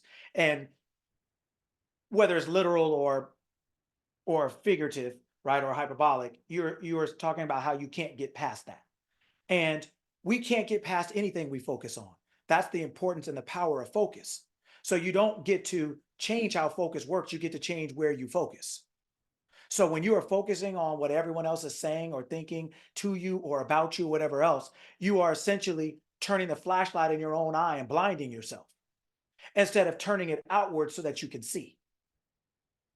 Right? So it is important where you're putting your focus. If you're putting your focus on yourself by saying, what are you saying about yourself every day? You're putting your focus on what they're saying about you every day, but what are you saying about yourself every day? Are you saying, I'm great and perfect, everything is working for me, I always make the right decisions, right? I'm always thinking right, acting right, and speaking right, right? I'm always in the right place at the right time. That is, you focus on yourself. When you focus on yourself, you will be strengthened and empowered and emboldened, because that's where your focus is. Wherever your focus goes, it grows, as they said, because your focus is your attention. Like when you're sitting in a room and somebody's calling your name and you're watching the game and they have to call you 3 or 4 times, because while your body is there, if they don't have your attention, they don't have you. Your body is not you. Your attention is you. That's why they keep calling you until they get your attention. But your body is there. Your body is not you. They're going to keep calling you until they get your consciousness, till you move, so that you reflect that you're aware. Your awareness is you.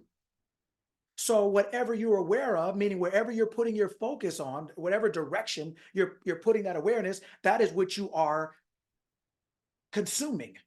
That is what is consuming you, right? So when you're putting that focus on what somebody's saying about you or to you, more than you say about you or to yourself, that means 1, you're putting your focus on the wrong thing, and 2, you're putting your focus there probably too long, and 3, you're not putting your focus on where it should be first, primarily.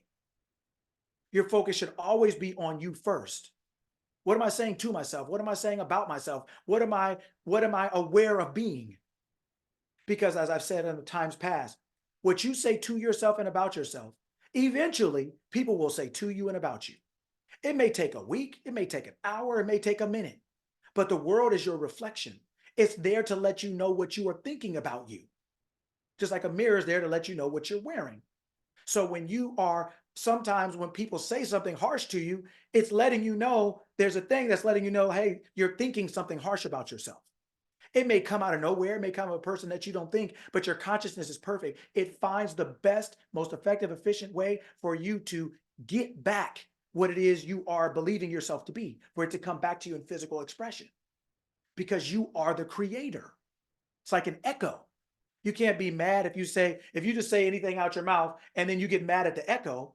You can't do that. The echo is only telling you what you said first, right? So number 1, you need to put your focus on yourself more, right? More often, more consistently, and first.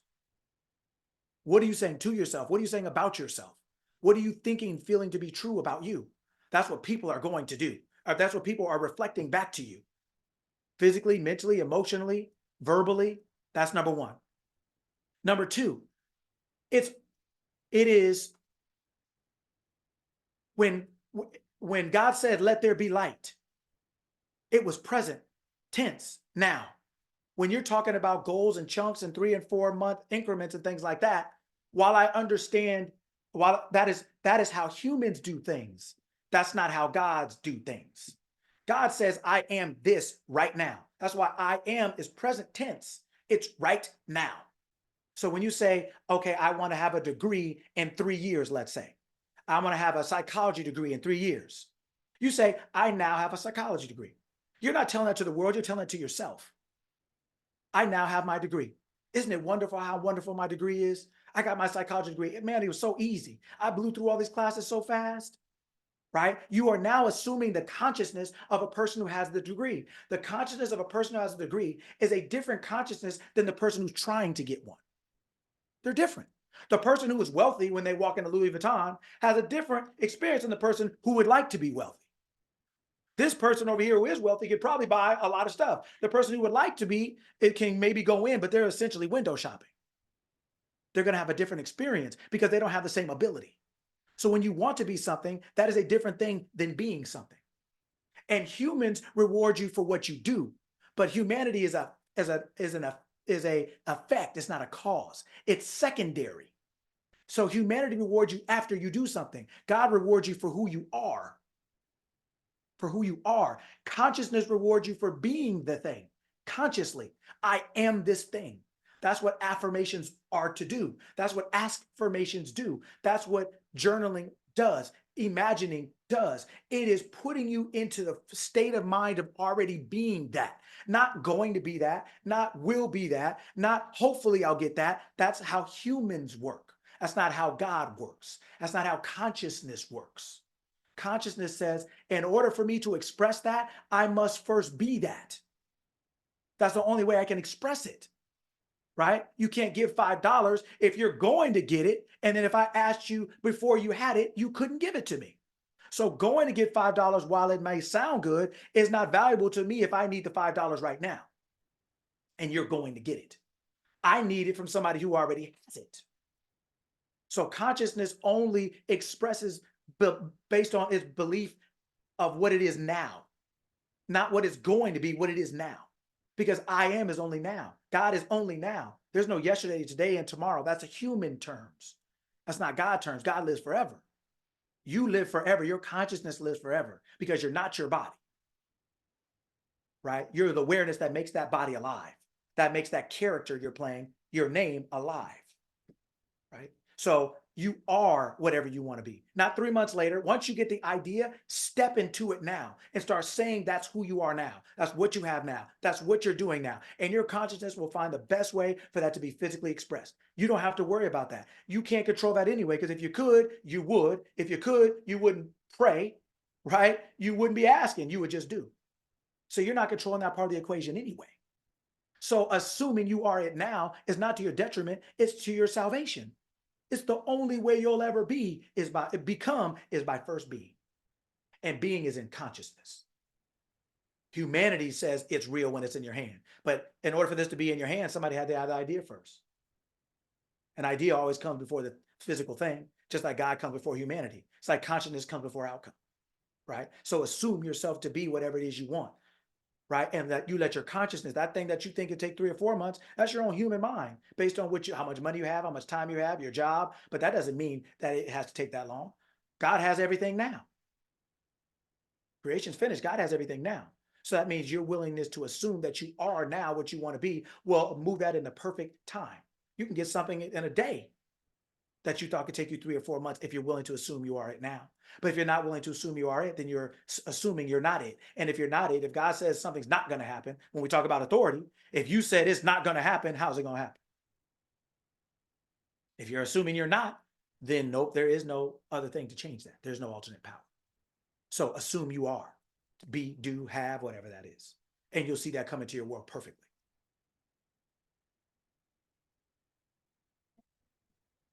Wonderful. All right. Any other questions? Any other questions or anything else? Yeah, I got one. Yeah, it's kind of a question. But it's maybe a personal question. So it seems to me that like ask formations are more impactful when I implement them. Because it's like when I ask myself something, there's always going to be an answer. But when I tell myself something, there's still some percentage of a void. You know what I'm saying? So it's Yes. like, I guess now what I'm thinking is maybe I should be doing affirmations more than I'm doing quote unquote affirmations. But I'll just like to throw that out there. What do you think? Yeah. So like I said, everybody, affirmations, visualization, scripting, they're all the same in the sense of their outcome is all of them are designed to get the same outcome, which is you putting yourself in a state of mind and the consciousness of already being, of already doing, of already having what you want, not delaying it, not waiting on it, but putting your mind, your consciousness in the state of I am this thing that I'm talking about. Affirmations, to your point, I have found also are very effective because since you're asking a question, you don't have to have the answer. Since you're not making a statement, your mind doesn't have to deny it and say that's not true. To me, affirmations really help you. They're almost like getting a running start. You can build up such momentum from those affirmations because there's no resistance to it. Because you're not making a statement saying I am something, you're saying why am I something or how is something true? So now instead of your consciousness saying no, that's not true and player hating, so to speak, right? You're the player hater, right? Then it goes out and says, well, wait a minute, we are? Well, it goes now to search for why it's true, why you are that rich, why things are going that well for you. How did you recover your health so quickly? Why do you wake up with more money every day than you went to sleep with? Like your mind starts going for ways to prove it. That's what your subconscious job is. It is to prove to you what you are true, what is true, what you believe. And when you ask those questions, it really allows you to really ramp up your momentum, right? And then from what I found, that the more I did it, those things started turning into statements. But it was because at a certain point in time, it just clicked where it's like, yeah, it makes sense. Yeah, it makes sense to me. Yeah, I am this. Yeah, at first it didn't. It felt like I am just good God lying. And I'm just like, oh my God, I don't believe any of it. Right? I don't believe any of it at all. I don't believe any of it. right? But affirmations stop that because you're not making a statement and you don't have to believe it. And you say it to yourself over and over and over and over and over and over and over. And what I found is that you look up and you're in the promised land, meaning you're now in that conscious, you're in that, your conscious is like, yeah, I am that. You actually start saying, yeah, I'm rich. Yeah, it makes sense. It just, your speech to me, I found, starts changing. But it's not because you try to, you've just talked your way into it. You've literally Mhm. shifted, and now it makes sense to you here, where over on this side, it didn't make sense. Right? So your affirmation is kind of like a wheelchair, it kind of rolls you in until you can start getting Mhm. up and standing up. But then when you stand up, you're like, oh yeah, I'm ready now. Right? So you do whichever one works for you, but I have found that to be true. And just robotically say them means you don't have to have emotion with them. You don't have to believe them when you start saying them. No kid believes 2 + 2 is 4 the first time you told them. No one believes that. Mhm. They don't even know what 4 is. Like, they don't know that. So they don't believe it. They may believe you, but they don't believe it. Mhm. They don't really have the context. They don't know what that means really, right? But you keep telling them, look, it doesn't matter whether you believe it. You just need to know it because the test is coming. Just say 4, right? Daddy will get you some Mhm. ice cream, right? Just say 4. I don't care if you believe, just believe me. Don't you believe me? Just believe, right? And so it's the same thing. The law works the same way. The law of mind doesn't need you to believe it. It just needs you to keep saying it. And the more you say it, it will believe it. You condition your mind into believing things. Some things you believe easier, faster. Some things you're like, oh God, no, that is just a millionaire. I'm living check to check. So that's the good thing about affirmations is and robotic affirming. You can say it in question form to build your momentum up, and you just say it robotically. You don't need to believe it. You don't need to think anything about it. Just keep saying it. Just keep saying it while you're washing the dishes, while you're taking a shower, while you're driving in your car, while you're walking around the block. Keep saying whatever it is you want that you are and present tense. Why am I so rich? Why do I have the best relationships? Why do I have the best job and I'm making so much money and I get to work from home? They don't allow anybody to work from home. Nobody's ever worked from home in 25 years. But okay, what's that got to do with me? Nobody asked with me, obviously, because I'm about to do it, but I'm going to do it in my mind first. I'm now going to assume that I'm making a whole bunch of money and working from home, right? Mhm. That I'm working a job I love and I'm working from home, right? And things like that. That is how you do that. Excellent. I feel you, Della. I think I'm coming to the same conclusion because when you ask yourself versus affirming, you actually just kind of feel good. It just makes you even feel good after you ask that question. Like, man, Oh why yeah. does everybody want to pay me? You know, why do people just seek out for my business? You know, just even asking it feels good without having to do the whole wait. You know, like you kind of almost question yourself when you do affirmations sometimes. Yeah. Exactly. Exactly. Yeah. Yeah. I feel you. That's dope. Wonderful. Good, George? good. I was just gonna say I like affirmations because our subconscious mind is like so powerful. We don't even know like the power that we have. So it's like you give your subconscious mind a chance to show off for you, kind of like look what I can do type of deal. So it's like with the affirmation, it's like you saying, hey, this is what it is. That's when that ego kicking in. I feel like the ego kicking in a little bit more. But with the affirmation, you're like, I wonder why. And then it gives your subconscious mind a chance to be like, hey, I've been waiting on you to ask me that question, but you ain't asked me yet. So now I can show you why we are so rich. So I never thought of affirmations before, but I can see the power in it. So yeah. You said a really important thing. You said it gives a chance for your subconscious mind to show off for you. That's a really cool way of saying that because it's true. That's what it's there for. It is there to physically produce what it is you are believing. And when you can ask it a question and say, hey, why are we so rich? He's like, oh, yeah, I'm about to show you. Check this out. It's almost like, when your kids come home with that great report card and they can't wait to show you. And they're so proud to show you because they know how much it means to you, right? That's a really good way of putting that. Your subconscious mind loves to show off for you. It's doing it, right? It is, but it's showing off the things that you value. Right? So when you say, hey, why is this that? Why is this that? If you value something, you support it. Right? So when you show it, hey, why am I this or why am I that? Why am I so healthy? How come this or how come that? That was such a great way of putting it. It loves to show off for you. It will show you the most wonderful answers to everything. How come I always know everything I need to know and what to do about it? Why am I always in the right place at the right time? Right? Why does everyone love being my friend? Why do I have such a great friend group? Why does everybody respect the decisions I make for myself and always ask me how I'm such a good decision maker? Right? Why am I so good at this or that? That is such a great way of putting that, because that is so true. That is so true. Right? That is so true. Well said.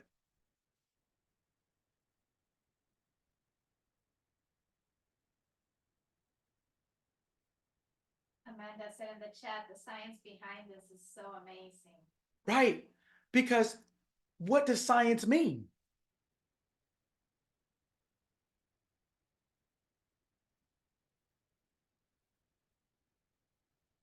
Right? What does that word mean? Is that like the proof of something, like the reasoning behind it, kind of? Okay. The study of No. like life. No. study. What is the word The science? study and the behavior. No, of that's the application of it. What does the word mean? knowledge of any kind. It means knowledge, period. The science of anything. The word science, when people say the science, they're saying the knowledge, whether they know it or not. Because science means knowledge. It doesn't mean proof. It doesn't mean, it means knowledge. Right? It means knowledge. So the knowledge of this is so amazing, because when you become aware of something, you can apply it. When you understand why it works, what it's doing, when you know something, you get better. When you get better, things get easier. That's why this is so important. Conscience means con, right? Whether Latin or Spanish, con means with. So conscience means with knowledge. That's why when somebody's conscious, right, they are alive and awake or alert, right? They're with knowledge. When somebody's unconscious, they're without law. They're separated from knowledge, so they can't act. When somebody's unconscious, right, literally or figuratively, they are separated from knowledge. Why did I win the lottery? Right? Why So, did I win the New York Mega Millions? right? So that is why this is so amazing. It is a science. It is a science. Right? It is a level of awareness. It is knowledge. Right? You shall know the truth, and the truth shall set you free. Right? There's an awareness that you must have in order to be free. Being a good person doesn't make you free. Being funny doesn't make you free. Being black or white, a man or a woman, being rich or poor doesn't make you free. Only knowledge and knowledge of truth makes you free. And applying it, obviously, right? But that's what sets you free, keeps you free, makes you free.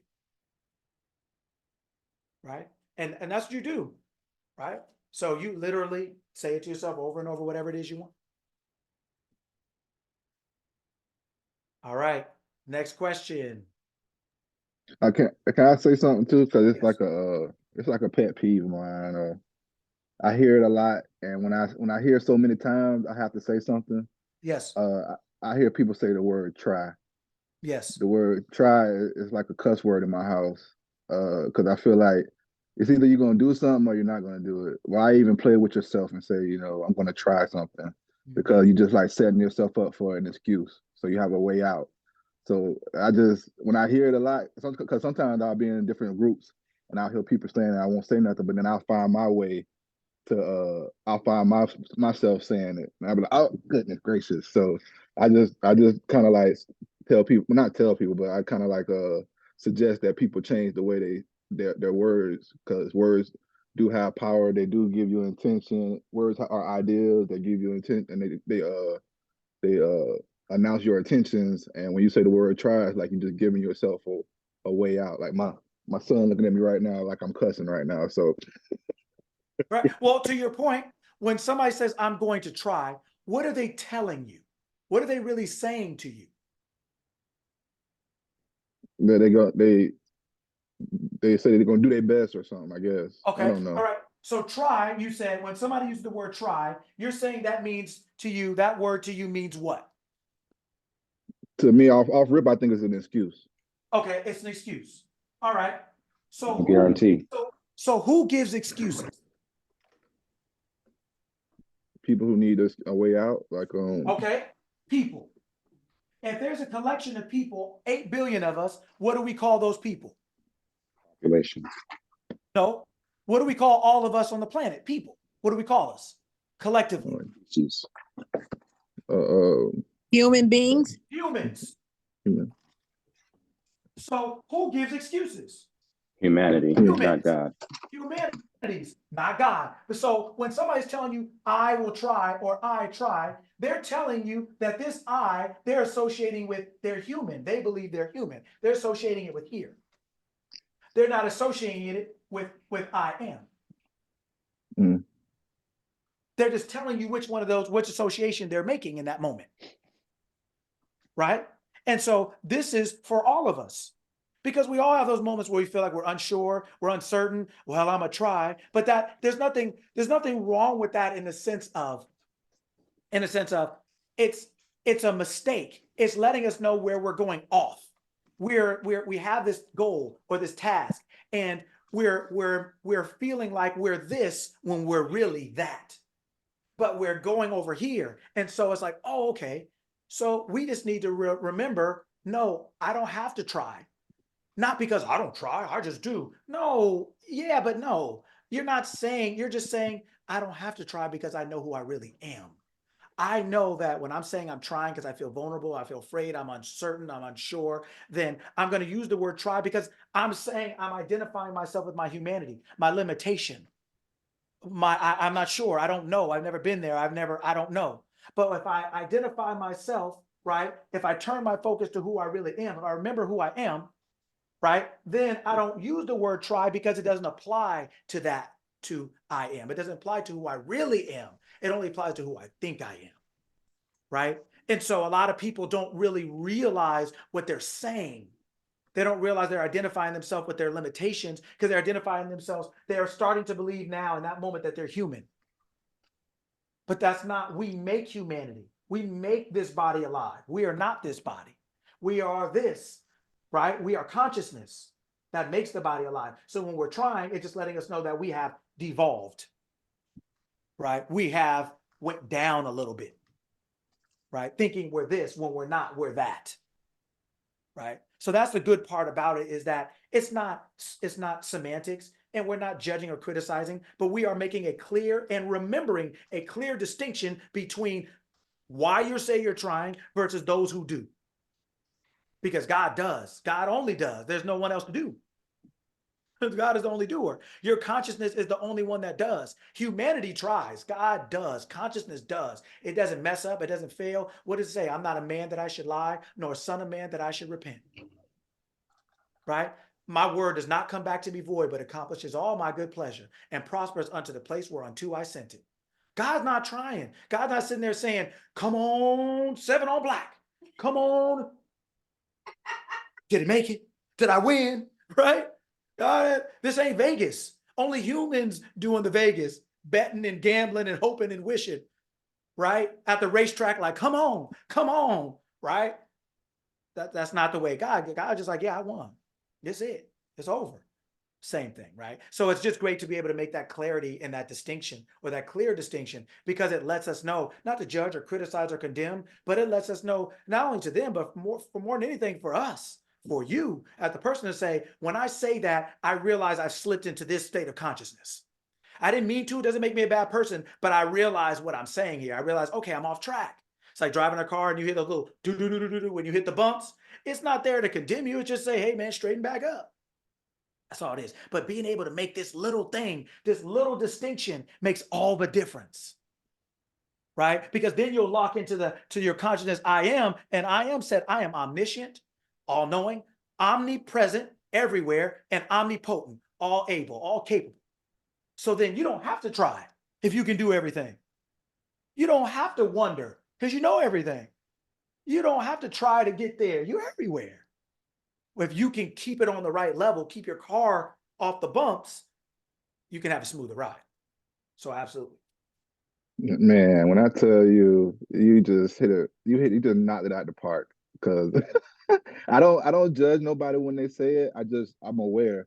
But I love the way you explain it, like you said, that's the human nature, that's the limited beliefs. Like, because I used to say it as well, and I could tell you that that was just my excuse to say, hey man, I did my best, man. Don't hold it against me. I just tried, you know.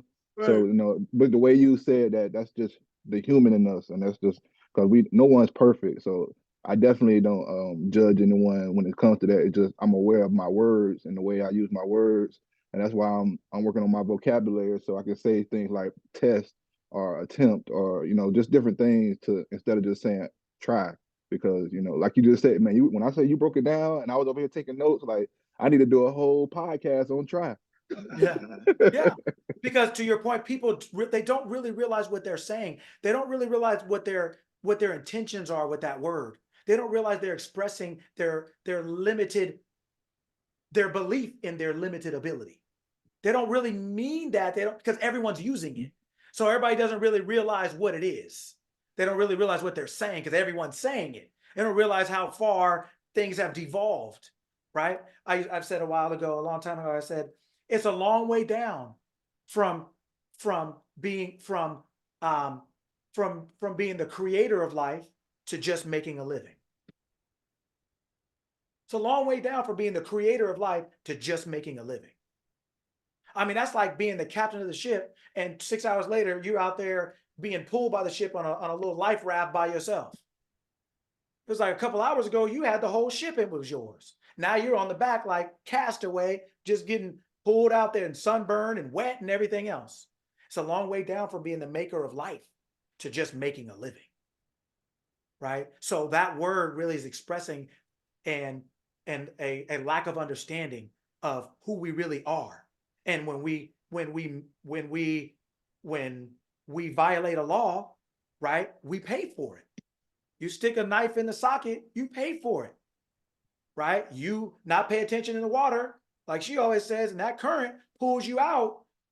It's a different situation, right? So that lack of awareness, what you're expressing now is awareness. Like you said, I'm aware of this word. I'm changing this word because I understand, I'm aware of what the intention behind this word is. And I realize I'm not going to express that intention because that intention is going to lead to my outcome.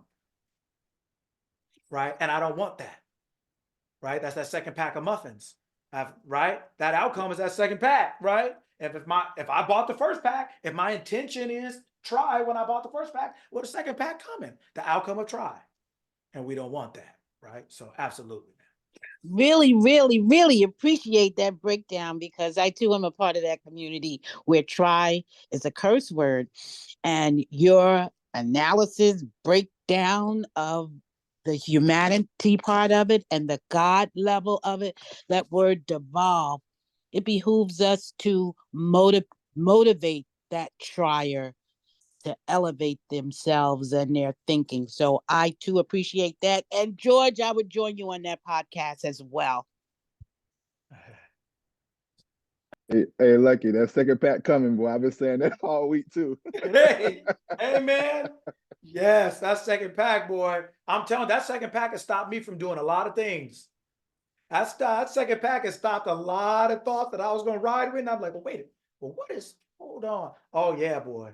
Oh, man, that second pack, bro, has stopped me from doing some things or made me so-called do some things because, okay, I don't feel like doing this idea or this or that, but I understand the outcome of this thing is going to be this, so I'm going to do it or I'm not going to do it. That second pack, boy, will clarify. It will stop you from lying to yourself, finessing yourself, because that second pack is coming, boy, and it don't take no for an answer and slap you upside the head, open your mouth and make you eat it. You don't have no choice. Yes, sir. Yes, sir. Yes, sir. And I just Yeah. volunteered to be up in George's podcast. So. Oh, awesome. Yeah, I would be honored to have you on there, man. But that Lucky for you. funny that when you said that last week, boy. I was actually doing my workout and I was running.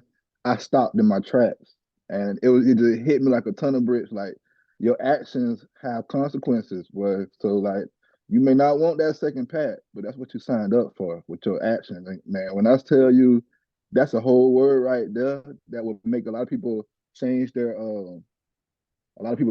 change the way that they. Oh, he just left accidentally, I think. Okay. He just dropped. I think it was probably an accident. Yeah. Or his phone may have died. Well, and for all of us, right? Your consequences are the things you see. Your actions are what you do, and what comes before your actions. Your Your thoughts. thoughts, ideas. Your thoughts, your ideas, right? Yeah. So your thoughts and your ideas have consequences. They have consequences. You don't just get to think whatever you want to be like, it's all good. Nobody's perfect. God still loves everybody. God don't judge me. Yeah, God does judge you. Yeah, because that's you. You are the one, what does it say? I kill and I make alive. I wound and I heal. I am God and there is no other to save you out of my hand. Nothing can save you out of the thoughts and ideas that you believe and hold true to the point that they now influence your actions to create the physical outcome of your thoughts. Your actions are only the mechanism to get you to the consequences, to the physical action, physical reflection of your thought. That's why people think like, oh, it doesn't matter what I do or this or that. Well, it kind of doesn't, in the sense of they are just the mechanism to get you to the end, but they do matter because they are the exact mechanism to get you to the end. What you're doing is being governed by your thoughts. So inspired action, when people talk about inspired action, your inspired action, this action is inspired. It means life is breathed into it. It means it's breathed into it. So what is breathing life into these actions? Your thoughts and your ideas. And the reason why it's what you think is so important, and if you're unwilling to get a new thought, you can't get a new life, because your life, what you call life, the physical thing you see, is inspired, right, by the ideas. It's the life is the outcome of your ideas. So if you're unwilling to change what you think and believe, what you're thinking and feeling and believing for yourself, about yourself, in any and every area of life, you cannot change the life you see. Because the life you see is just a physical reflection of the thoughts and ideas that you don't see. But since we believe we're human, we only respect what we can see. But the problem with this is it's only the effect. It's not the cause.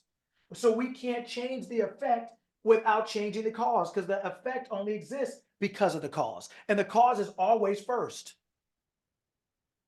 God is always first. I am is always first. Consciousness is always first. Period. And this consciousness is causing the effect. Your consciousness, your thoughts and your ideas, your beliefs, the things that you hold true, the thoughts that you have entertained forever, so to speak, right, are causing an effect. They're causing your life. Your thoughts and ideas are causing your life. If you're unwilling to change those, you can't change your life. You can't, your actions only serve your thoughts and your ideas and your beliefs. Your actions are not independent of those. So when you think you can work your way out of poverty, you can't. When you think you can work your way up to a better business, you can't. You can't. Hear what I'm saying to you. You cannot. I don't use absolutes too much of anything or too much, but sometimes there are. Like you can't jump off the roof and go up. You can't, right? You just can't. So there's some things in life that you can't. This is one of them. You cannot, your actions do not disrespect your thoughts and your mind. Your actions follow your thoughts and your mind. Everything you're doing is a physical reflection of your thoughts and ideas. They are the mechanism to make that thing come in your world or stay in your world. Your actions are just the vehicle to get you from point A to point B, but they are governed by the navigation. They're governed by the destination, the thoughts and ideas that you're holding. Promote or produce the actions that allow you to see that physically in your world. So when you, get them, but that's it. Right?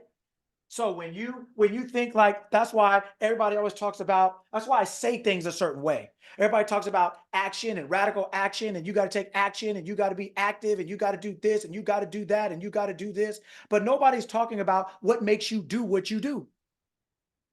Everybody just thinks they can do anything and think anything and think because you're doing something that it doesn't matter what you think when you don't. But that shows ignorance. You're not understanding something. It shows an ignorance, a lack of understanding about how a law works. Just like a 4-year-old watches cartoons and they have a lack of understanding, so they think they're going to jump off the roof like Superman. And the parent who has understanding says, no, it doesn't matter what your intention is. I know you're a good kid. I know you're this, but that has nothing to do with the law. You can't violate gravity. You cannot violate the laws of mind. You cannot do it. So when everybody's telling you to take action and you got to have action and you got to be action and you're action jacked, you're in there, Tom Cruise sprinting through every Mission Impossible movie in life, right? With a whole bunch of action, your action is only inspired. It is governed by your thought and your idea. It's not separate. It's governed. So the point I'm trying to impress upon you is if you want your actions to count towards your desired outcome, you have to be thinking about your desired outcome. You have to be assuming that you are your desired outcome because that is what is going to inspire the actions you take so that you physically see it. You can't think like a failure and create an action that's going to lead you to winning. It doesn't work like that. You're not going to do that. When somebody is lost and they ask for directions, they're lost. They're physically doing something, but how come they can't find where they're going? If it was just about driving around forever. Because their idea, their knowledge, their information is not sufficient or is incorrect. Doesn't matter how long you drive. Doesn't matter how many U-turns you make. You doing is not going to get you anywhere. So whether that's to finding where you're going, whether that's to a successful business, whether that's to your health, your outcome could be anything. Doesn't matter what that is. Whatever your outcome is governed by the thoughts and ideas, and the actions you take are automatically inspired by your thoughts and ideas. Your thoughts and ideas are telling you what to do to get you to the physical reflection of it.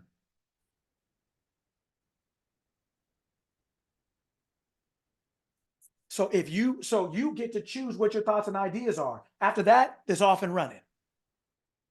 It's off and running, but you get to choose first because you are the cause. You are the cause. So you get to choose.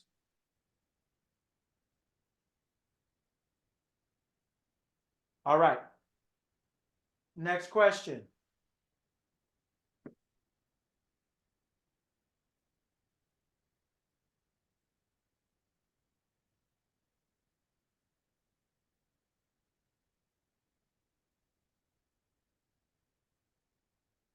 No one has anything? Okay. All right. All right. So we'll use the old connotative word, pray. Why do we pray? What is the point of praying? What is the point of praying? What is the point? To get some directions. To get some directions. Okay. To say not only to say what you want out loud. Okay. Okay. So by saying what you want out loud and by getting some direction, what are you getting from praying? Clarification. I always say prayer is asking and meditation is listening. I don't know if that makes sense, but that's my philosophy. And Okay. for me, that's clarification because I guess I'm asking myself and I'm answering myself. Okay. Okay. So what is if there were an outcome to the word prayer? I'm using just the old school word prayer, just using the word, right? But what I'm trying to get us to think about is what actually are we doing and what should we actually be getting out of it? What is the actual benefit of doing it? What is if a person was praying properly, what would they actually, and I don't mean technique, I'm saying if they are praying properly, meaning they're asking for clarification, to ask, what exactly would you get out of that? Fortification. Who? Fortification. You'd get a strengthening. You get centering. strength. That's what comes to mind. Okay. What gives you strength? Kind of go with what Luna Vibe said, Amanda, what she said is you actually verbalizing out loud what you want, and then once you verbalize it, you hear yourself. It's kind of like you hear yourself twice, and Okay. then you get those. Then you can kind of like get some kind of. I think you get directions from the prayer. I think that's what like you download the whatever you get. Whatever once you sit in the prayer and you say what you want, now you really know what you want because you said it. Kind of. Okay. So now you know what you want. Now what? All right. Can you work with me? Can you work with me? So I call it sacred petitions, right? I know when you're praying, you show gratitude, then you show gratitude, then you start you say, you say, okay, you get declaration, then you have once you declare, you ask for help, and then you basically confirm it, and you declare it, like you have a seal on it, like at the end with amen. So I guess like it's a full round confirmation that this will be done, like an affirmation, like this is done, you're holding your ground. When you say old school prayer, I think of people who are always looking outside of themselves to find an answer. When you're asking what should we be doing, Monique kind of said it in the chat. She said going within. When you're what should we be doing? I think we should be going within ourselves to find the answers or whatever we're seeking. If that makes any sense. Okay. So we don't have much time, so I'm going to shorten it up. What is the difference between praying and shopping?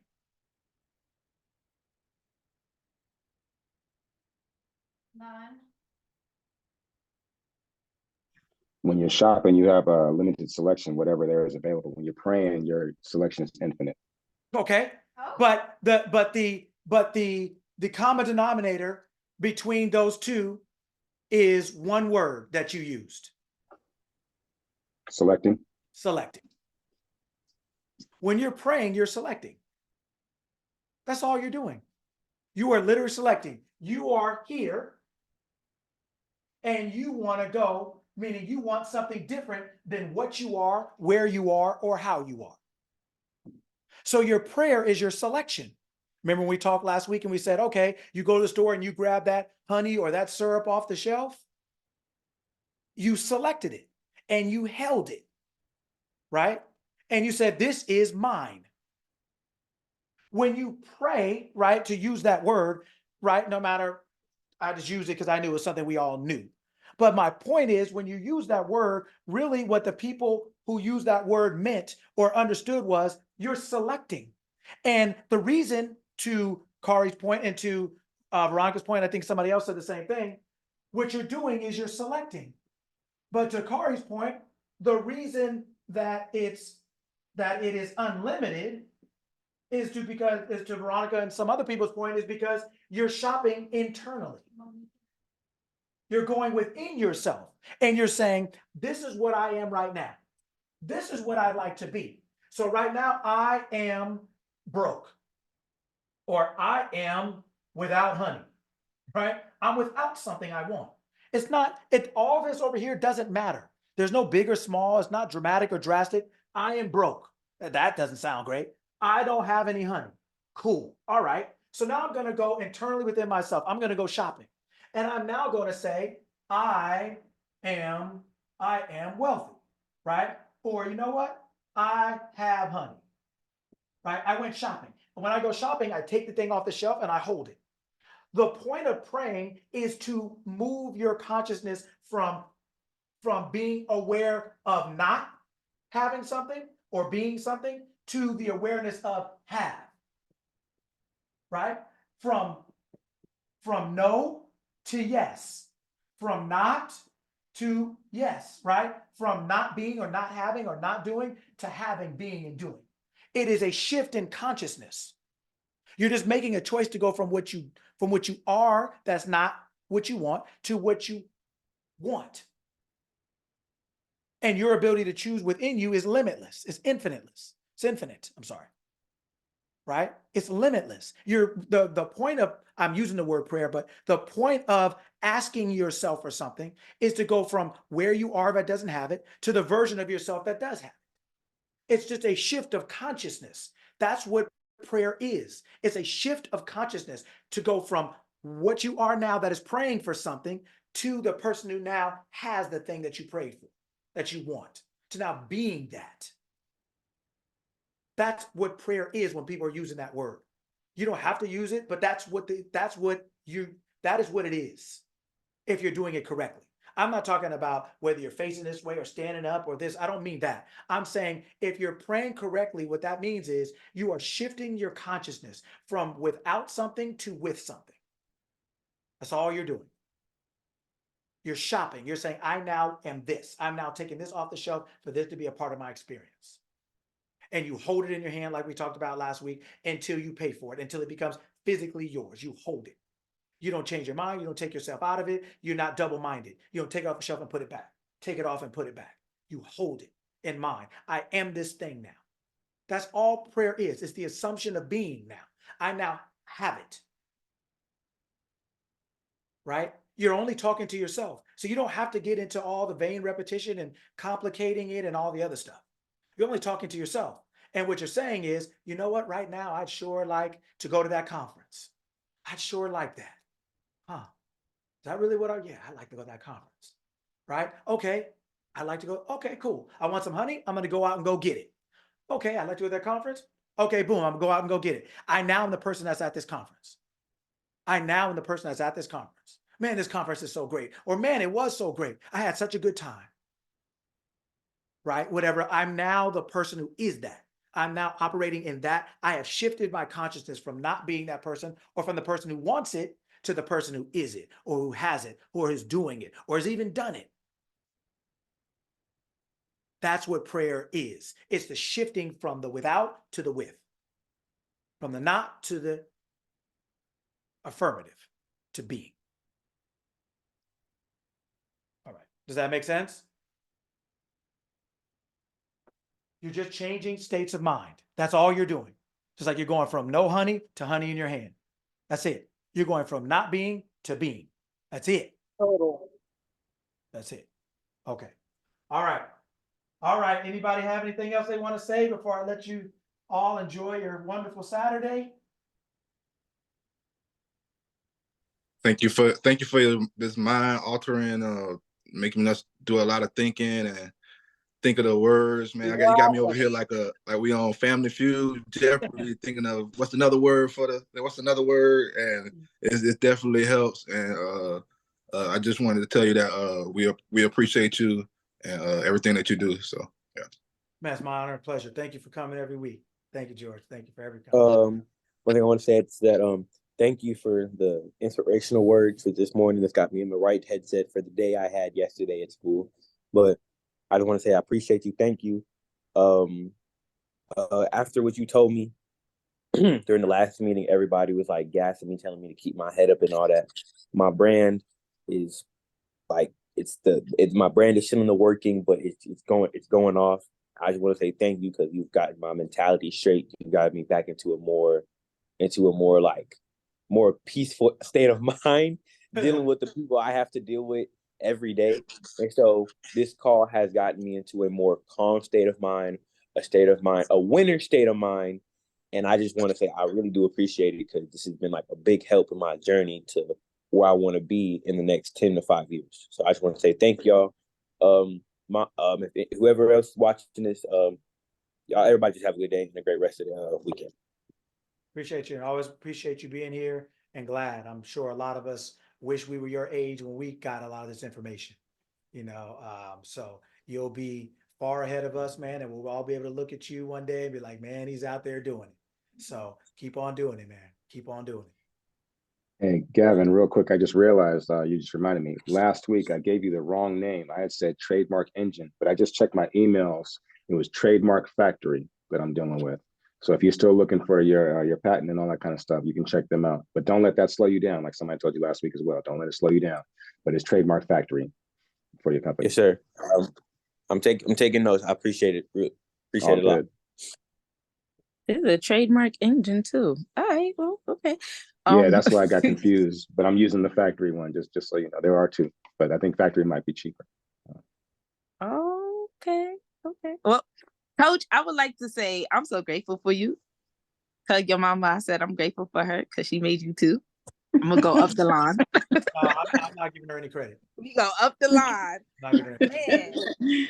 Coach, I wanna say thank you for reminding me, because as you talk every Saturday, it reminds me of who I used to identify with as a young adult, and I allowed the world to tell me who I was not.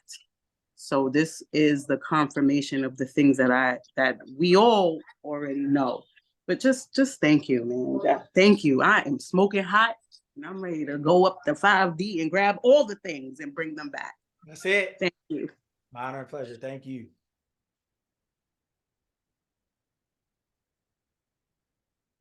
Okay. Well, everyone, thank you for coming.